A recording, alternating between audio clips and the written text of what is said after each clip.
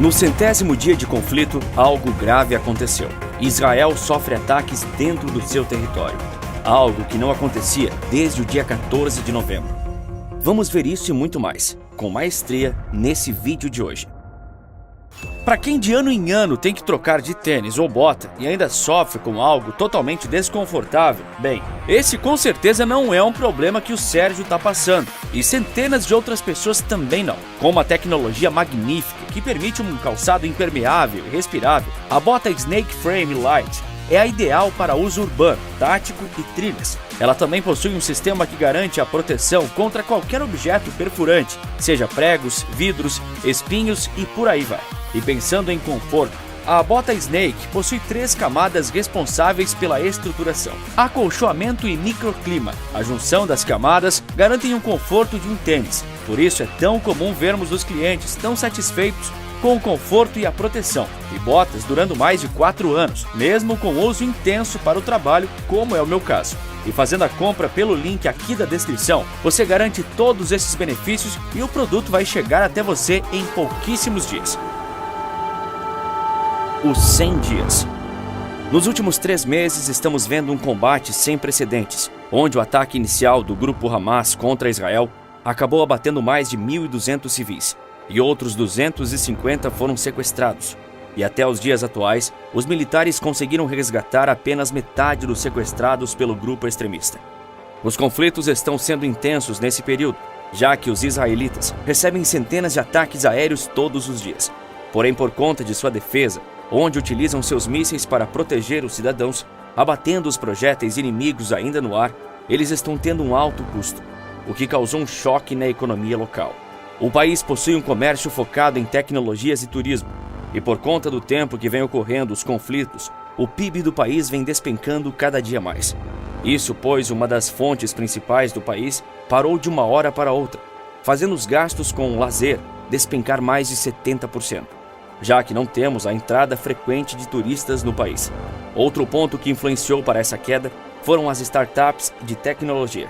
Isso pois, com o conflito armado ocorrendo, cerca de 360 mil reservistas foram convocados ao exército, e a grande maioria são jovens entre 21 e 35 anos, o que deixou as empresas de tecnologia desfalcadas, já que grande parte de seus funcionários estão nessa faixa de idade. Desta maneira, alguns analistas vêm apontando que a crise em Israel pode superar o que ocorreu recentemente em 2020. Com isso, o governo que já não estava bem acabou sendo atingido. Se você acompanhou as notícias anteriores ao dia 7 de outubro, irá ver que Benjamin Netanyahu estava sob uma forte pressão interna por conta de algumas alterações que procurava implementar no judiciário. As pressões sobre ele foram tão fortes que alguns analistas diziam que ele não ficaria no cargo até o final do ano.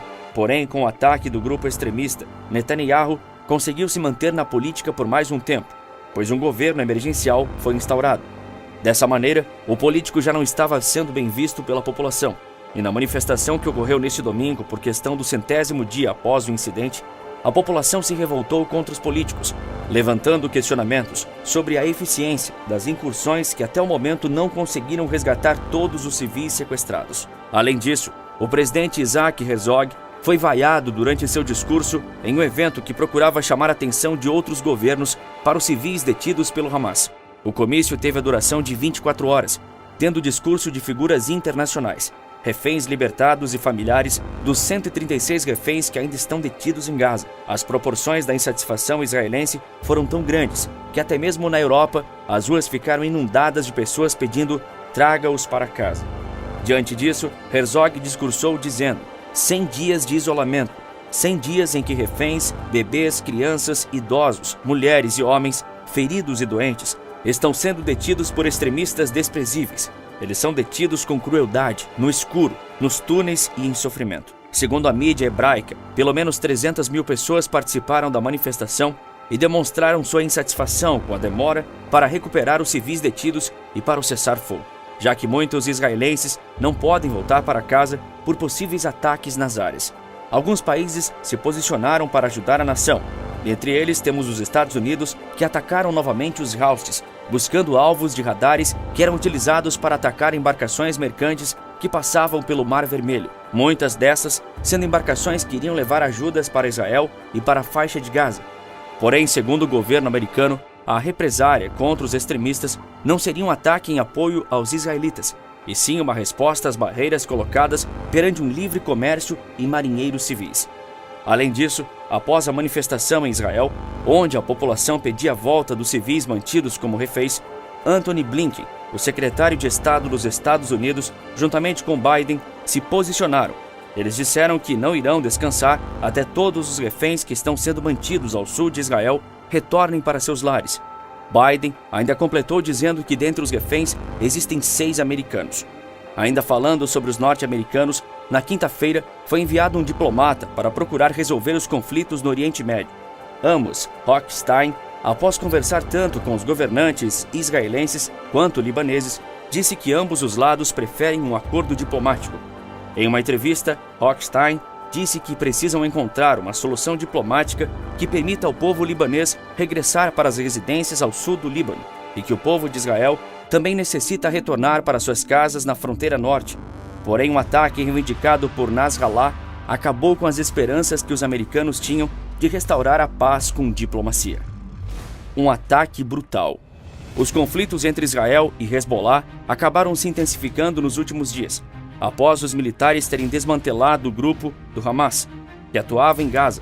Porém, o ataque reivindicado por Nasrallah nesse domingo acabou ceifando a vida de 2 israelitas.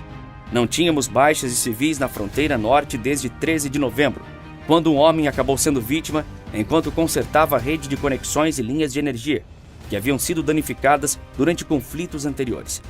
O ato ocorreu poucas horas após 3 homens armados tentaram invadir a fronteira libanesa. O ato não foi reivindicado por nenhum grupo extremista até o momento, mas o que sabemos é que 3 homens fortemente armados tentaram se infiltrar em território israelense, vindos pela fronteira com o Líbano. O ato ocorreu antes do amanhecer, onde usavam a névoa da região montanhosa para se camuflar e passar pelos militares sem serem percebidos. Os homens entraram em luta com militares e acabaram sendo neutralizados. Porém, 5 militares israelenses foram hospitalizados com ferimentos leves. Diante desse caso, alguns analistas apontam que possivelmente os homens eram espiões do Hezbollah, pois pouco tempo após tentaram a invasão, o grupo começou um forte bombardeio contra cidades próximas à fronteira. De acordo com isso, analisaram que os 3 homens poderiam ter sido enviados para dificultar a defesa interna, para que dessa maneira mais projéteis atingissem seus alvos. Porém, mesmo assim, um dos projéteis, um míssil antitanque, atingiu a casa onde Barak Ayalon, de 45 anos, e sua mãe, Miri Ayalon, de 76 anos, estavam. Barak foi identificado como sargento da reserva, membro da equipe de segurança de Kfar Yuval. Ele não resistiu ao ataque. Já sua mãe estava sendo enviada para o hospital, mas infelizmente também não resistiu. Embora milhares de pessoas tenham evacuado, abandonado as comunidades fronteiriças, procurando fugir do perigo, algumas famílias como esta continuaram nas regiões.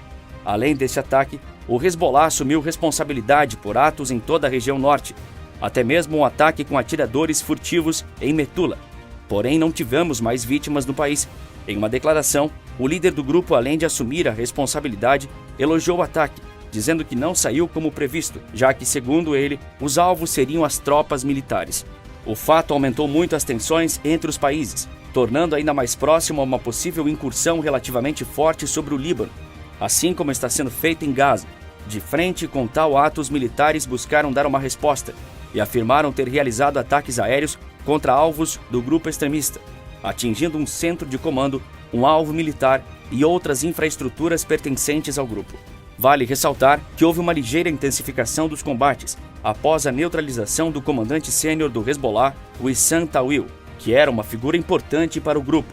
Por questão disso, Nasrallah fez um discurso lembrando sobre a morte de seu general e também lembrou dos 161 membros abatidos durante o combate com Israel, lembrando de um discurso do mesmo onde demonstrava certa fragilidade do grupo.